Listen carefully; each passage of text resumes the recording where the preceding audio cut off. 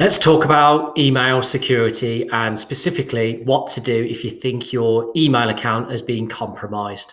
So, starting at the beginning, what do I mean by your email being compromised? Well, what I mean is that perhaps you've had somebody reply to you saying, I'm not sure what you mean by this email, and you've looked at the email thread and you're thinking, hold on a second, I didn't send that. That would be an email security compromise where somebody is using your email account to send out emails or try and extort people by saying, can you pay me this money kind of thing.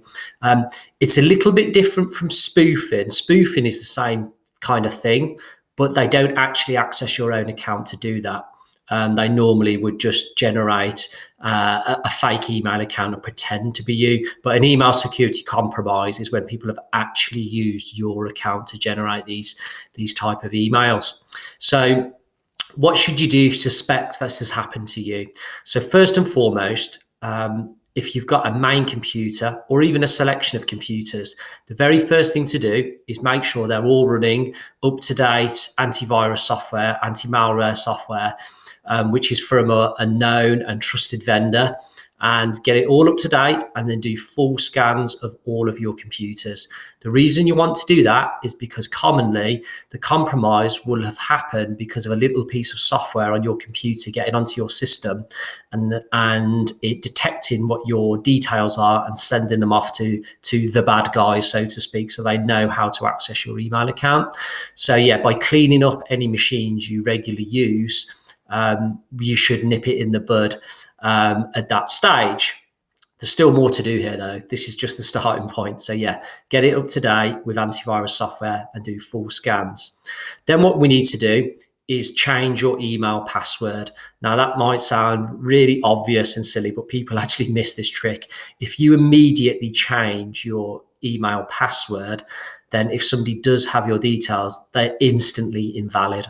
So make sure you change your password as soon as you possibly can, and make sure when you do change it to something which is long, is complex, is random as possible, has capitals, numbers and symbols in it. The more complex, the better. I completely appreciate this might be a case of difficult to remember, but it's much better to have a longer, more random password than it is something really obvious. So do that as soon as you possibly can, because you'll kind of chuck the bad guys out of your session. So yeah, make sure you change your password. And what you want to do going forward is put a policy in place if you can, or even if it's just a reminder in your calendar that, let's say, every 30 days to change the password again, and keep doing that, because if somebody ever does get your details again, then at some point the details will instantly become invalid again because you will have changed your password.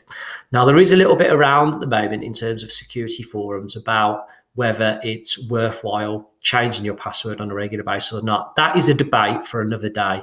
But right here and now, today's advice from me to you is change your password to something long and complex and regularly change it as well, in my opinion. If that changes in the future, I'll be sure to let you know. The next thing you can do to add an extra layer of security to your email account, if your email services, as in your provider like Google or Microsoft or whoever it may be, supports something called two-factor authentication, you want to turn that on. Now, what is two-factor authentication? Now, you may have actually already used this in the past and you just haven't heard it referred to as that before. It's when you go to log in to a particular service. It could be email, but it could be internet banking. It could be a site used to buy things, and you enter your username and your password, but then there's another stage to logging in. And sometimes it will send you a code via text message to your mobile phone, or it might send you something to prove that it's you via email. But there's a second step, and that is two-factor authentication. Not only do you need your username and password, you need something else as well to prove that it's you and that you own that account. So where possible, turn that on as well. And again, you've just massively reduced the chances of anything else happening going forward. Once you've done all these things, our work isn't done yet.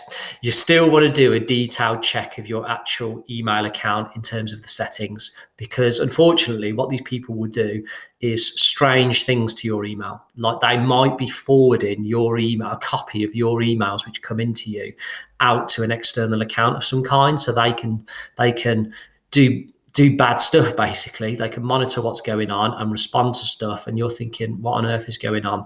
So do check that your emails aren't being forwarded out to somebody else, and obviously turn that off immediately. The other thing to check, this is a slightly more techie, you might need assistance with this one, but check who's got access to your mailbox, often referred to as delegate access, but also referred to as like full access, or even send as permissions. Check all these permissions in terms of who you've shared your mailbox with, and if in doubt, just turn it all off. Turn it all off, bring it back to basics, keep it just for yourself until you nip this problem in the bud. The final thing to check as well would be within your email account, there could be some email rules when certain emails come into you that they get filtered out to a certain folder or even deleted so you never see them.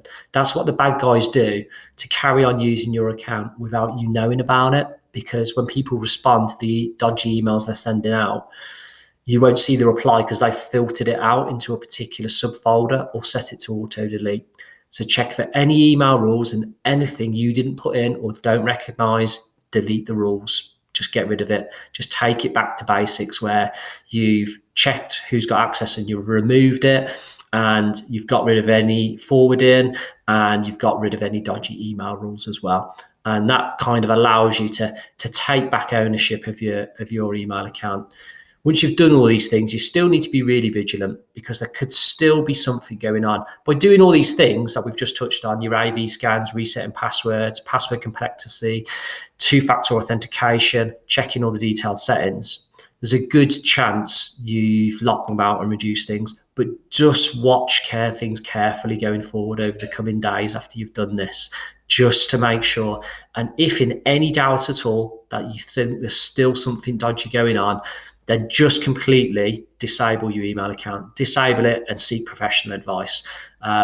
If you completely disable your account, then you really should be locking the bad guys out. But you might need to seek some extra help with that. But yeah, seek somebody out, ask for a second opinion, get it reviewed is my advice. So if this video has been helpful for you today around email security, please do smash the like button. It helps with the old YouTube algorithm.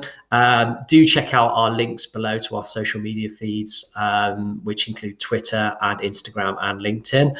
And please subscribe to the channel. We'll continue producing these videos on a regular basis. Thanks again.